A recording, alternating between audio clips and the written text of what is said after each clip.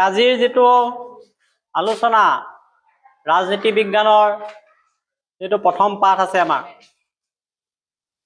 ৰাজনৈতিক দলৰ ধাৰণা অৰ্থাৎ ভাৰতৰ ৰাজনৈতিক দল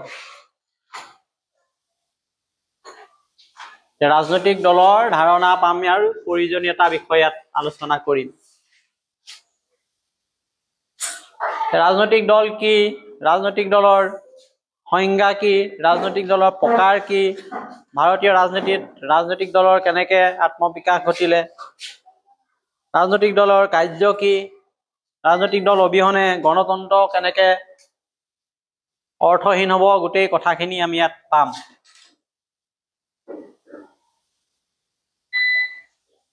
এইকাৰণে ইয়াত কৈছে যে ৰাজনৈতিক দলৰ ধাৰণা প্ৰয়োজনীয়তা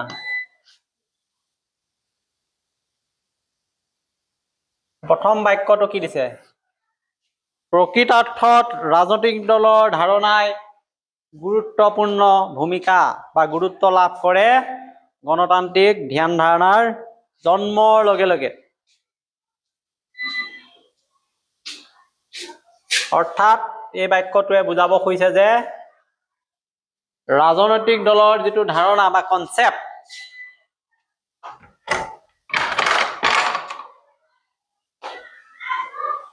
গণতান্ত্ৰিক ব্যৱস্থাৰ লগত জড়িত হৈ থাকে যেতিয়াই গণতন্ত্ৰ উৎপত্তি হৈছিল তেতিয়াৰ পৰা ৰাজনৈতিক দলৰ চিন্তাধাৰাও জন্ম লয়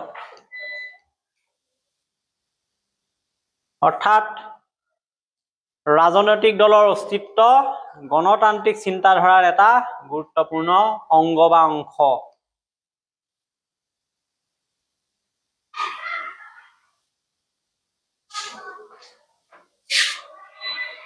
ৰাষ্ট্ৰ পৰিচালনা যি পুৰণি ৰীতি ৰাজতন্ত্ৰৰ দিনত আছিলে এই অনুসৰি তাত ৰজা আছিল একছত্ৰী শাসক আৰু তেওঁৰ মুখৰ কথাই আছিল আইন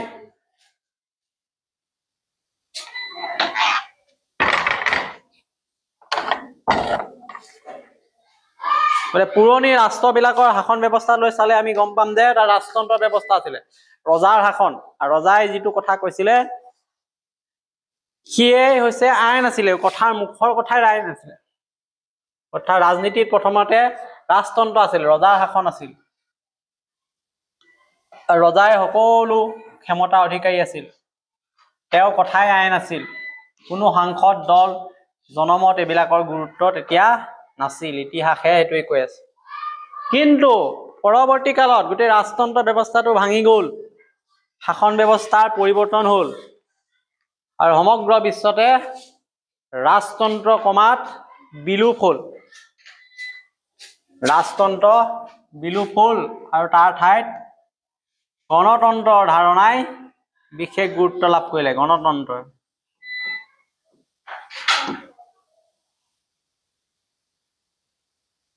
অৰ্থাৎ ৰাজতন্ত্ৰৰ অন্ত পৰিলে আনহাতে গণতন্ত্ৰই গা কৰি উঠিলে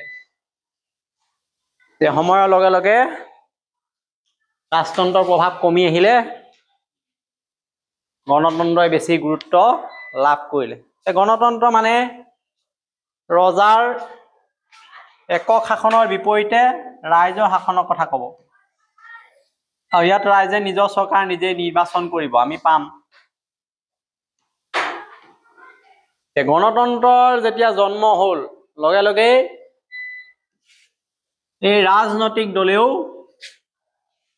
আত্মপ্ৰকাশ কৰিলে আৰু এই গণতান্ত্ৰিক শাসন ব্যৱস্থাৰ অংগ হৈ পৰিলে এৰাব নোৱাৰা অংগ আমাৰ যেনেকে প্ৰতিটো অংগ এৰাব নোৱাৰে হাতেই হওক কাণেই হওক নাকেই হওক প্ৰতিটোৰে গুৰুত্ব আছে এই গণতন্ত্ৰৰ ক্ষেত্ৰতো একেই ৰাজনৈতিক দলটো এটা অতি গুৰুত্বপূৰ্ণ অংগ আৰু ই গণতান্ত্ৰিক ব্যৱস্থা আৰম্ভ হোৱাৰ লগে লগেই জন্ম হৈছিলে ৰাজনৈতিক দল গণতান্ত্ৰিক চৰকাৰ অতি গুৰুত্বপূৰ্ণ অংশ হৈ পৰিলে বিশেষকৈ দলবোৰে ভিন্ন নীতি নিৰ্ধাৰণ চৰকাৰ গঠন ৰাজনীতিৰ মাধ্যমেৰে জনতাৰ চৰকাৰ গঢ়ে।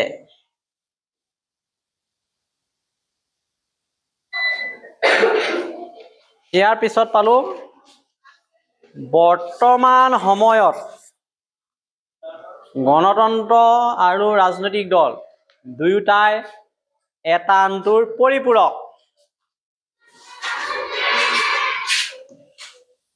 বৰ্তমান সময়ত দুইটা গণতন্ত্ৰ আৰু ৰাজনৈতিক দল দুয়োটাই লাগিব আমাক, এটা আনটোৰ পৰিপূৰক বুলি কৈছে। এটাক বাদ দি আনটোৰ কথা ভাবিবই নোৱাৰি।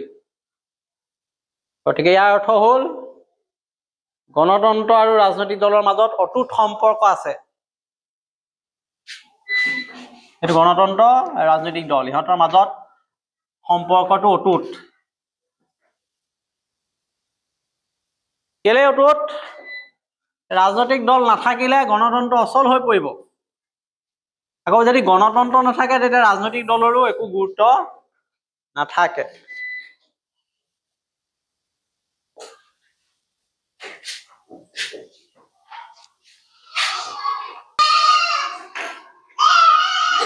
এতিয়া আহিলো আমি ৰাজনৈতিক দল অবিহনে যেনেকৈ গণতন্ত্ৰ অচল, ঠিক একেদৰে গণতন্ত্ৰ অবিহনে ৰাজনৈতিক দল অৰ্থহীন। এই বাক্যটো আহিব ৰাজনৈতিক দল আৰু গণতন্ত্ৰ একে মুদ্ৰাৰ দুটা পিঠি বোলে ব্যাখ্যা কৰা, তেতিয়া লিখিব লাগিব ৰাজনৈতিক দলক গণতন্ত্ৰৰ শক্তি বুলি কোৱা হয়। এই গণতন্ত্ৰক শক্তি যোগান ধৰে আৰু এই গণতন্ত্ৰ ৰাজনৈতিক দলক অস্তিত্ব প্ৰদান কৰে। কাৰণ ৰাজনৈতিক দল হৈছে শাসক আৰু জনসাধাৰণৰ মাজৰ এক যোগসূত্ৰ।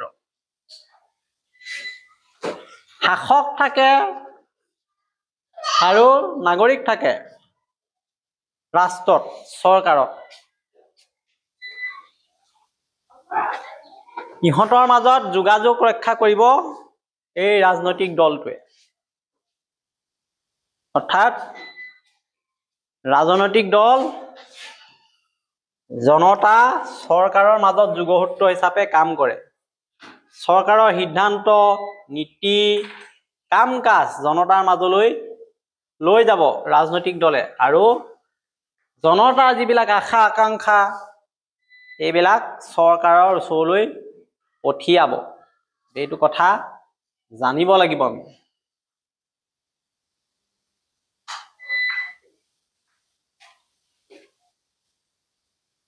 ইয়াত কৈছে ৰাজনৈতিক দল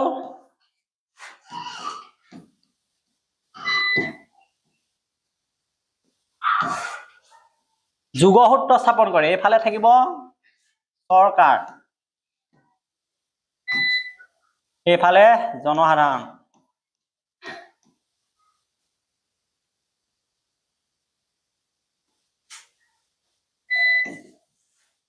ইটোৱে সিটোক কানেক্ট কৰিব। এই মাজতে এই ৰাজনৈতিক দলে ভূমিকাটো ল'ব। জনসাধাৰণৰ কিবা দাবী আছে, কিবা অসুবিধা হৈছে, সকলোবিলাক চৰকাৰে জানিব। কেনেকে জানিব? ৰাজনৈতিক দলৰ যোগেদি। ৰাজনৈতিক দলে জনাব চৰকাৰ। আকৌ ৰাজনৈতিক দলৰ বিভিন্ন ৰীতি নীতি, আচাৰ আঁচনি, কাৰ্যাৱলী এইবিলাক চৰকাৰৰ ৰীতি নীতি, আইন, কাৰ্যাৱলী, আঁচনি এইবিলাক জনসাধাৰণে জানিব লাগিব। জানিবলৈ কাৰ সহায় ল'ব? এই ৰাজনৈতিক দলৰ। এইটো হ'ল যোগসূত্ৰ হিচাপে স্থাপন কৰে চৰকাৰ আৰু জনগণৰ মাজত কানেকশ্যন কৰিব এই ৰাজনৈতিক দলটোৱে। গতিকে এইটো আমাৰ জৰুৰী, এই কথাটো পাহৰি যাব নালাগিব।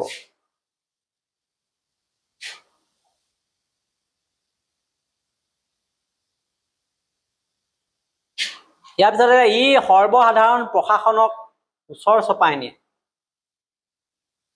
সাধাৰণ মানুহ এটাই বা নাগৰিকে প্ৰশাসনৰ ওচৰ চাপিবলৈ হ'লে এটা মাধ্যম লাগে।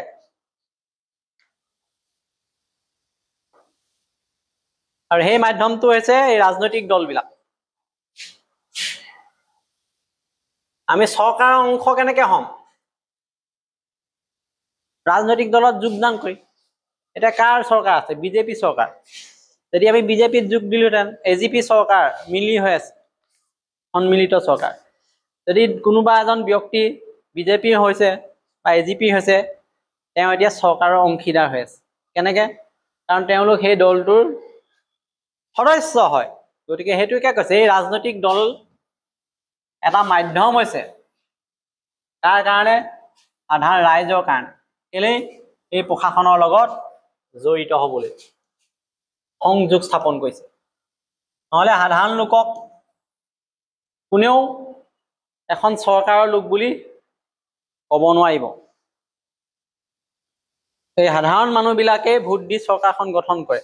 যদি নিজে ভোট দিয়া পাৰ্টিটো জয়ী হৈছে, তেতিয়া সেই মানুহজনে ক'ব যে আমাৰ চৰকাৰ আছে। তেতিয়া নিজৰ সমস্যাবিলাক চৰকাৰৰ ওচৰত দাঙি ধৰিব এই ৰাজনৈতিক দলৰ যোগেদিহে।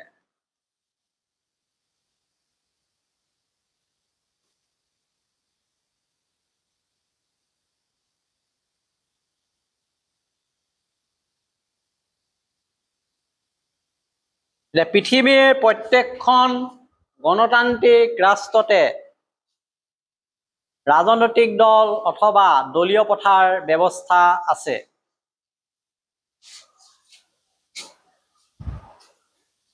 পৃথিৱীৰ যিমানবিলাক দেশ আছে য'ত গণতান্ত্ৰিক চৰকাৰ আছে, তাত এই ৰাজনৈতিক দল দলীয় প্ৰথাৰ কি ধৰণে প্ৰচলন আছে আমি এতিয়া আলোচনা কৰিম। ওচৰ চুবুৰীয়া ৰাষ্ট্ৰসমূহ আমাৰ কি আছে, কোন ৰাষ্ট্ৰত কেনেকুৱা ধৰণৰ দলীয় ব্যৱস্থা আছে। কোনোবা ৰাষ্ট্ৰত এক দল আছে, কোনোবাত দুটা দল আছে, কোনোবাত বহুত দল আছে, ক'ৰবাত গণতান্ত্ৰিক চৰকাৰ আছে, ক'ৰবাত ৰাষ্ট্ৰপতি শাসিত চৰকাৰ আছে, কোনোবা ঠাইত সংসদীয় পদ্ধতিৰ চৰকাৰ আছে। এইবিলাক আমি এতিয়া চাম। গতিকে পৃথিৱীৰ সকলো গণতান্ত্ৰিক ৰাষ্ট্ৰত এই ৰাজনৈতিক দলৰ অৱস্থিতি থাকে। ৰাজনৈতিক দলৰ জৰিয়তে ৰাইজৰ আশা আকাংক্ষা চৰকাৰলৈ কেনেকে পঠায়, এই গণতান্ত্ৰিক ব্যৱস্থাৰ সৈতে কেনেকে জৰুৰী হৈ পৰিছে অংশ হিচাপে এই কথা পাম। এই দলীয় ব্যৱস্থা কেনেকুৱা থাকিব পাৰে ইয়াত দিছে। ক'ৰবাত একদলীয়, ক'ৰবাত দ্বিদলীয়, ক'ৰবাত বহুদলীয় থাকিব পাৰে। গতিকে ৰাজনৈতিক দল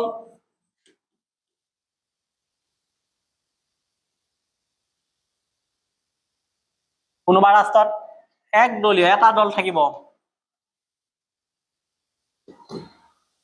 কোনোবাত আকৌ দুটা দল, দুটাতকৈ বেছি দলে বহুদলীয় বুলি কয়। দুটাটো ডি হয়, ডি দ্বিতীয়, যেনেকে ডি দল, দ্বিদলীয়।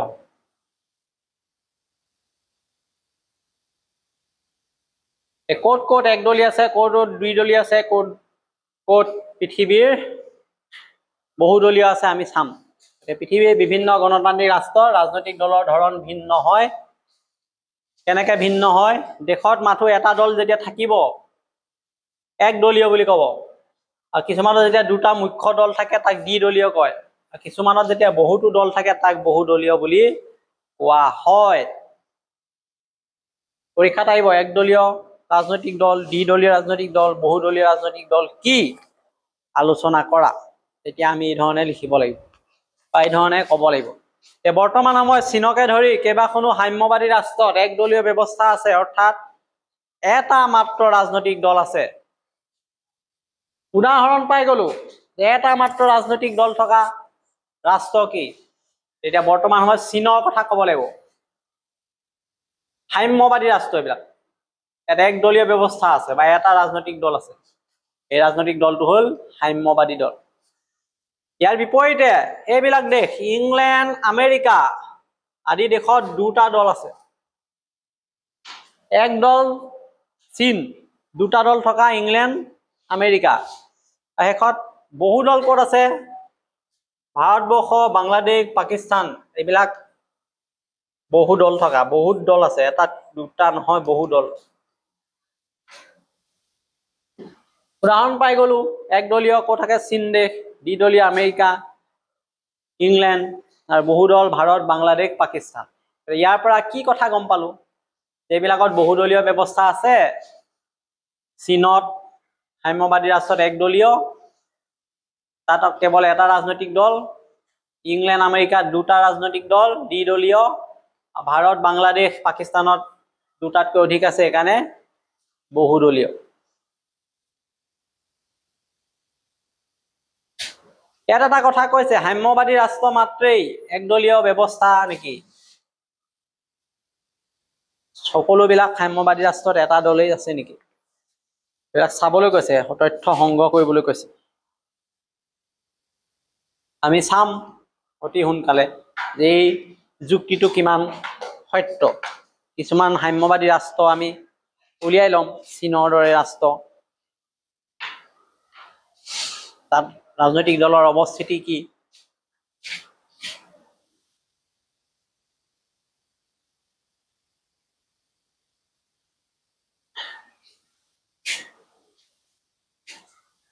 ইয়াত কি কৈছে, এটা অতি গুৰুত্বপূৰ্ণ, সাম্যবাদী ৰাষ্ট্ৰসমূহে নিজকে গণতান্ত্ৰিক বুলি দাবী কৰে যদিও তেওঁলোকৰ ব্যৱস্থা প্ৰকৃততে একদলীয় হয়। এই সন্দৰ্ভত অধিক তথ্য আমি সংগ্ৰহ কৰিব লাগিব।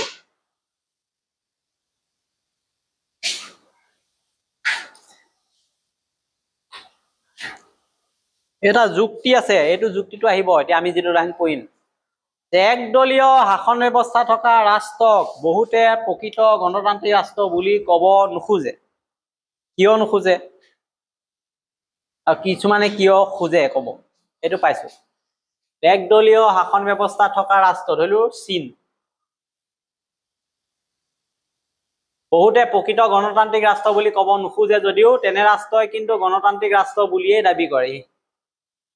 কিন্তু সেইবিলাক ৰাষ্ট্ৰই নিজে নিজৰ সমৰ্থনত যুক্তি দিয়ে যে আমি গণতান্ত্ৰিকে, আমাৰ যদিও এটা ৰাজনৈতিক দল আছে, কিন্তু বাহিৰৰ পৰা যেতিয়া দেখা যায় প্ৰকৃততে এইটো গণতান্ত্ৰিক হয় নে নহয়, সেই সম্পৰ্কে মানুহৰ মাজত মতভেদ হয়। গতিকে একদলীয় শাসন ব্যৱস্থা যিবিলাক দেশত আছে সিহঁতি দাবী কৰি আছে গণতান্ত্ৰিক বুলি, যদিও বহুতে সেইকেইটা প্ৰকৃত গণতন্ত্ৰ নহয় বুলি কয়। কিয়নো একদলীয় ব্যৱস্থাত এটাহে দল আছে, সকলোৱে তাকে সমৰ্থন কৰিব লাগিব।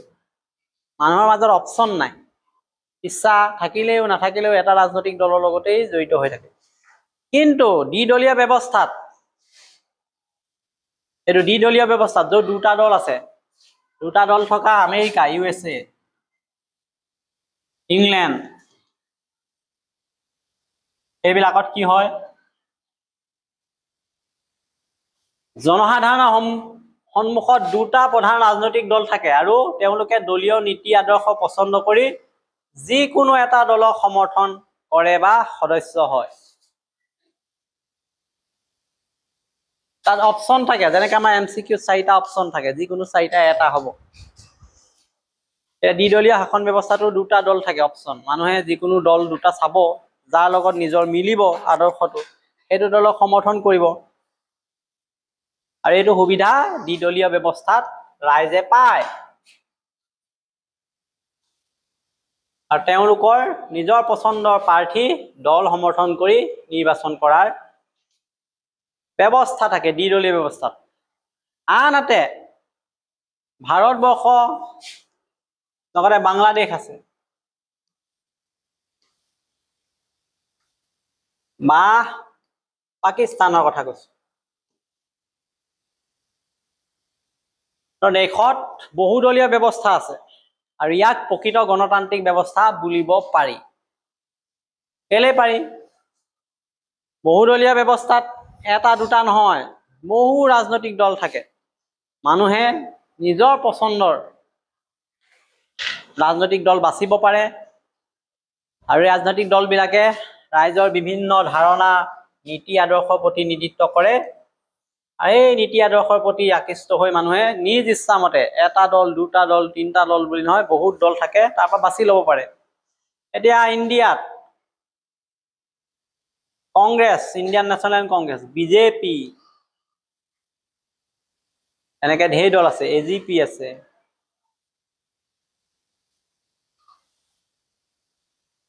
ডিএমকে আছে, এআইডিএমকে আছে, আৰজেডি, ঢেৰ দল আমি পাম। প্ৰতিটো দল বেলেগ বেলেগ নীতি আদৰ্শ আছে, মানুহৰ যিটো পচন্দ হ'ব সেইটো পৰাই সমৰ্থন আগবঢ়াব পাৰিব সেইটো দলকে।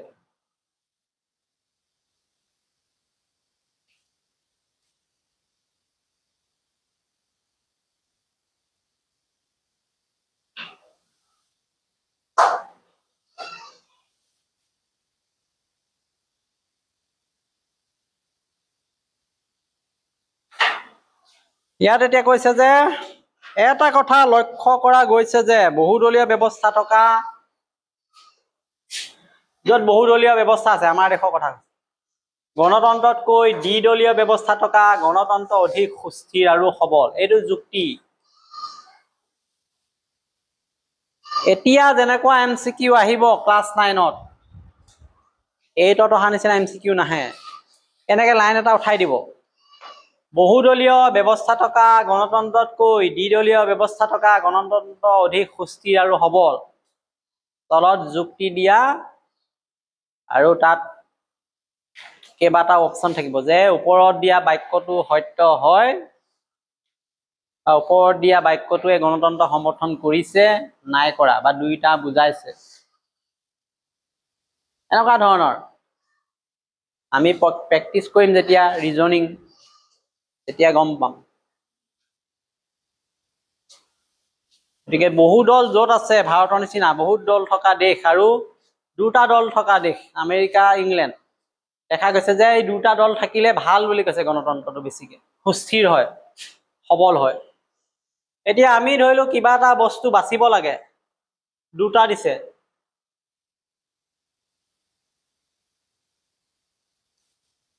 এই দুটাৰ পৰা বাচিব লাগে কোনটো ভাল, আৰু আমাক দিছে বহুত,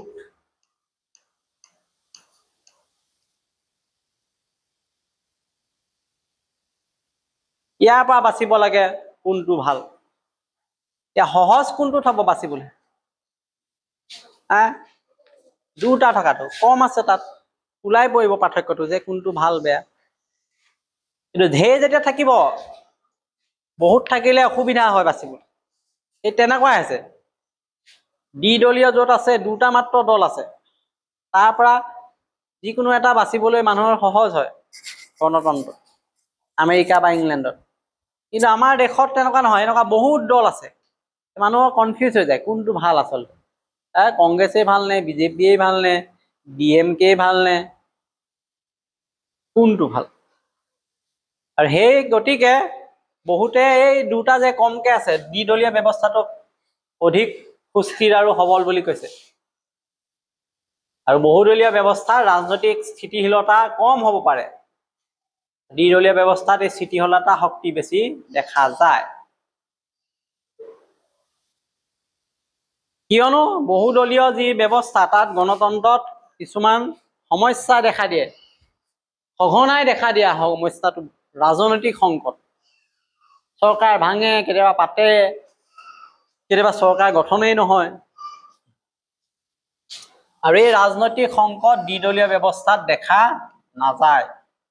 গতিকে আমাৰ ওপৰৰ যিটো যুক্তি দিছিলে,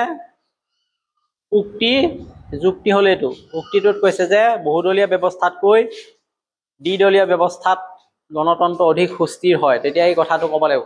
কেলেই হয়, হোৱাৰ কাৰণটো হ'ল যে বহুদলীয় ব্যৱস্থা থকা গণতন্ত্ৰত সঘনাই সৃষ্টি হোৱা ৰাজনৈতিক সংকট দ্বিদলীয় ব্যৱস্থাত নাথাকে, কিয়নো দ্বিদলীয় ব্যৱস্থাত মাত্ৰ দুটা দল থাকে, জনসাধাৰণে সহজেই যিকোনো এটা বেষ্ট অফ দি বেষ্ট, কোনটো আটাইতকৈ ভাল বাছি উলিয়াব পাৰে। কিন্তু এনেকুৱা বহুদলীয় ব্যৱস্থাত ভিন্ন ৰাজনৈতিক দলৰ ভিন্ন আদৰ্শ নীতি সমৰ্থন কৰা দল থাকিলে মানুহে সঠিক দলটো নিৰ্বাচন কৰাত অসুবিধাৰ সন্মুখীন হয়।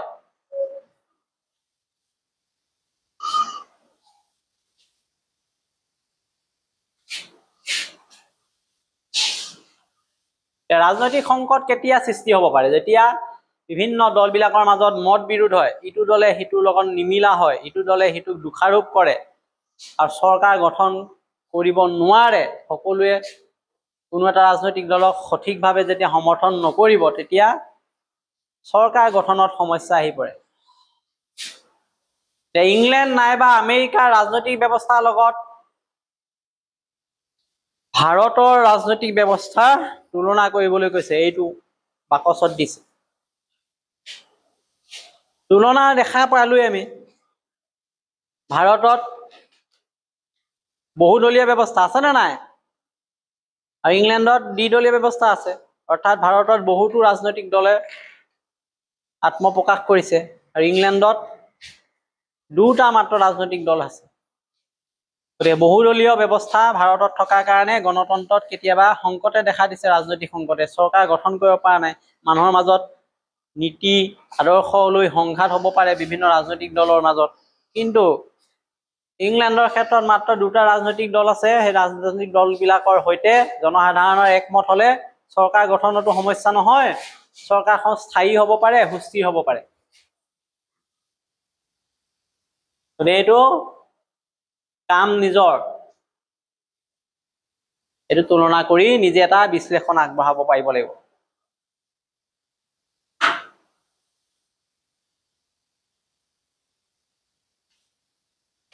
এতিয়া আমি পালো যে ইতিমধ্যে উল্লেখ কৰা হৈছে যে গণতান্ত্ৰিক ৰাষ্ট্ৰ এখনৰ বাবে ৰাজনৈতিক দল অপৰিহাৰ্য।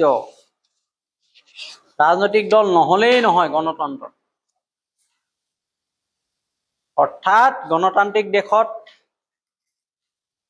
ৰাজনৈতিক দল অবিহনে ৰাজনৈতিক শাসন অসম্ভৱ। সেয়েহে ৰাজনৈতিক দল গণতন্ত্ৰৰ প্ৰাণ কেন্দ্ৰ। গতিকে প্ৰাণ কেন্দ্ৰটো বা এটা জীৱৰ যেতিয়া প্ৰাণটোৱে নাথাকিব, এইটো জীৱ হৈ নাথাকিব। ঠিক তেনেকে গণতন্ত্ৰটো জীয়াই ৰাখিবলৈ ৰাজনৈতিক দলটো অতি জৰুৰী।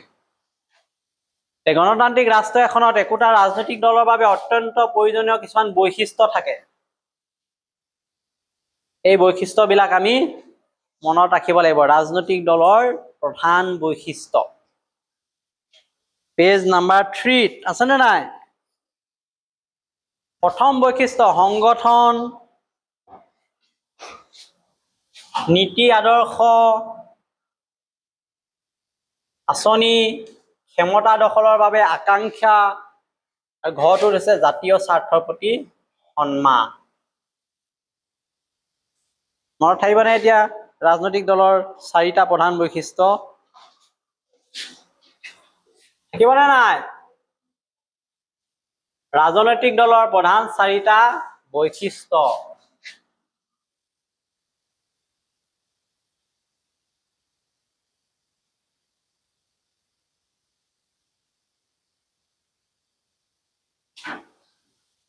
এইটো ৰাজনৈতিক দল, ইয়াত এতিয়া বৈশিষ্ট্য প্ৰধান 4টা আছে। বৰ্ডলৈ চাব লাগে, পিছলৈ চাই থাকি কি লাভ আছে। প্ৰথম বৈশিষ্ট্যটো কৈছে সংগঠন।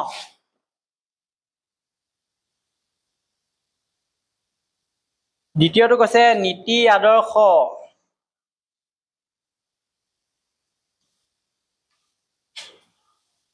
আঁচনি লগতে। তৃতীয়টো ক'লে ক্ষমতা দখলৰ বাবে আকাংক্ষা।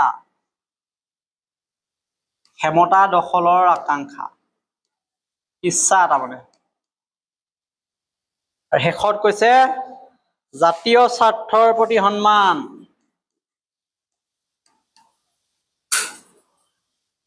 স্বাৰ্থৰ প্ৰতি সন্মান।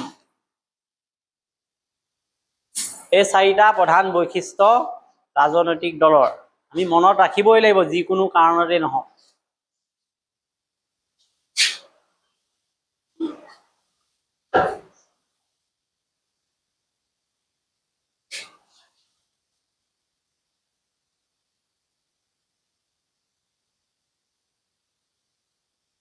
গতিকে এই বৈশিষ্ট্য কেইটাৰে গঠিত হোৱা ৰাজনৈতিক দলৰ বিলাকৰ কিছুমান কাৰ্য আছে।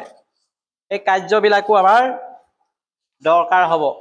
কাৰ্যবিলাক কি কি ৰাজনৈতিক দলৰ আমি এবাৰ চাই লওঁ। ৰাজনৈতিক দলৰ প্ৰধান কামবিলাক ক জনগণক ৰাজনৈতিক শিক্ষা প্ৰদানেৰে শিক্ষিত কৰা। জনগণ মানে নাগৰিকৰ কথা কৈছে। ৰাজনৈতিক শিক্ষা দিব আৰু শিক্ষিত কৰিব, বিভিন্ন চৰকাৰৰ কাম কাজত যাতে অংশগ্ৰহণ কৰিব পাৰে। ৰাজনৈতিক শিক্ষা দান কৰাটো তেতিয়াহ'লে ৰাজনৈতিক দলৰে কাৰ্য এটা। খটো হ'ল জনগণৰ মনত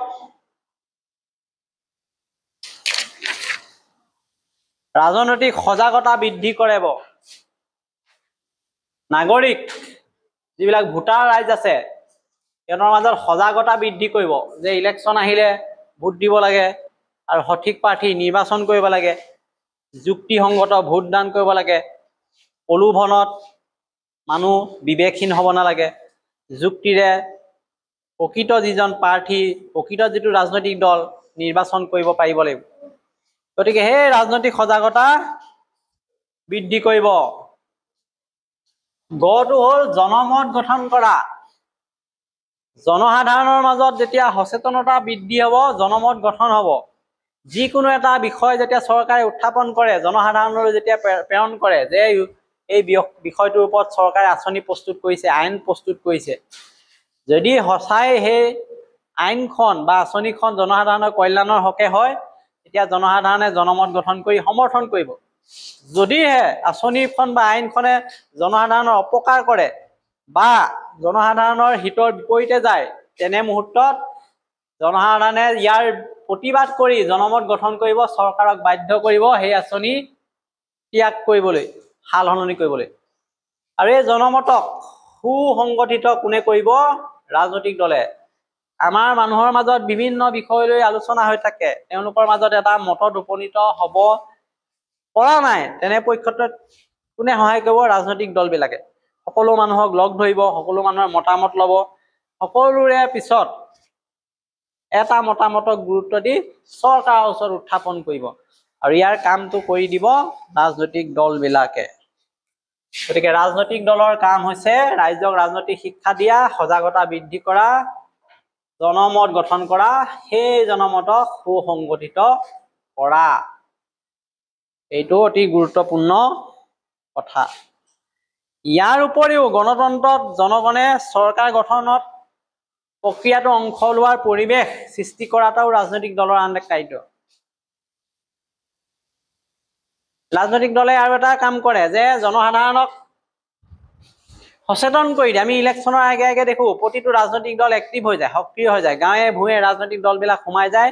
জনসাধাৰণে গম নাপালেও মানুহৰ মাজত এনেকুৱা জনমত গঠন কৰে যে কোন ৰাজনৈতিক দল জিকিব, কোন ৰাজনৈতিক দল হাৰিব, নিৰ্বাচনৰ আগে পিছে মানুহৰ এটা ধাৰণা হৈ যায়। আৰু সেই ৰাজনৈতিক দলবিলাকে এই নিৰ্বাচনত অংশগ্ৰহণ কৰিবলৈ এটা পৰিৱেশ সৃষ্টি কৰে, নিৰ্বাচনী প্ৰচাৰ চলায়। আৰু সেই পৰিৱেশত থাকি মানুহে ৰাজনৈতিক যি অধিকাৰ সাব্যস্ত কৰি নিজৰ পচন্দৰ প্ৰাৰ্থীক কেতিয়াবা জিকাব পাৰে বা চৰকাৰ গঠনত সহায় কৰিব পাৰে। আৰু এই ক্ষেত্ৰত এই ৰাজনৈতিক দলৰো এইটো কাম। নিৰ্বাচনত জয়ী হৈ চৰকাৰ গঠন কৰা ৰাজনৈতিক দলটোৰ উপৰি বিৰোধীৰ শাসনত থকা ৰাজনৈতিক দলেও চৰকাৰৰ কাম কাজৰ ওপৰত তীক্ষ্ণ নজৰ ৰাখে। সকলো ৰাজনৈতিক দলেতো চৰকাৰ গঠন কৰিব নোৱাৰে। AGP আৰু BJPহে পাৰিলে, কংগ্ৰেছ আছিলে নাই, কিন্তু চৰকাৰ গঠন কৰা নাই। সি কি কৰিছে তেতিয়া? আঁতৰি গ'ল নেকি? নাইকিয়া হৈ গ'ল নেকি কংগ্ৰেছ? আছে, তেওঁলোকে বিৰোধীৰ আসনত আছে, বিৰোধী দল হৈ আছে। তেওঁলোকে চাই আছে চৰকাৰে ভাল কাম কৰিছে নে বেয়া কাম কৰিছে। যদি চৰকাৰে বেয়া কাম কৰিছে, প্ৰতিবাদ কৰিছে, আন্দোলন কৰিছে, জনসাধাৰণক বুজাইছে যে চৰকাৰ ভাঙিব লাগে, এই চৰকাৰে আমাৰ অপকাৰ কৰিছে, এই আইনখন বিৰোধিতা কৰিব লাগে, সকলো জনসাধাৰণক সচেতন কৰিছে। বিৰোধীয়ে সদায় বাধা দিয়ে যে এইবিলাক কাম হ'ব নালাগে বা এইবিলাক কাম চৰকাৰে জনমত বিৰোধী কৰিছে। গতিকে এই চৰকাৰ গঠনত সহায় কৰাৰ লগতে বিৰোধী দলে চৰকাৰৰ ওপৰত নিৰীক্ষণ ৰাখে আৰু ভিন্ন ত্ৰুটিবিলাক, দুখবিলাক চোৱা চিতা কৰি জনসাধাৰণক সঠিক পথত আগুৱাই নিয়াত সহায় কৰে। গতিকে শেষৰ যিটো লাইন আছে আমি এতিয়া পাম, প্ৰয়োজন সাপেক্ষে গঠনমূলক সমালোচনাৰে চৰকাৰক উচিত পথত অগ্ৰসৰ হ'বলৈ আহ্বান জনায়।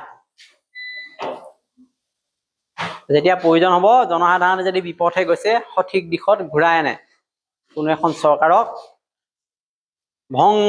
ভাঙি দিয়াত আৰু নতুন চৰকাৰ গঠন কৰাত এই ৰাজনৈতিক দলবিলাকে সদায় আগভাগ লয়। গতিকে এইডোখৰলৈকে আমি আলোচনা কৰিলোঁ। নেক্সট আমি কালিলৈ ইয়াৰ ওপৰত কিছুমান প্ৰশ্ন আছে সেইখিনি আলোচনা কৰিম, আৰু নেক্সট যিটো পাৰ্ট আছে ভাৰতৰ ৰাজনৈতিক দলৰ ওপৰত সবিশেষ আলোচনা কৰিম।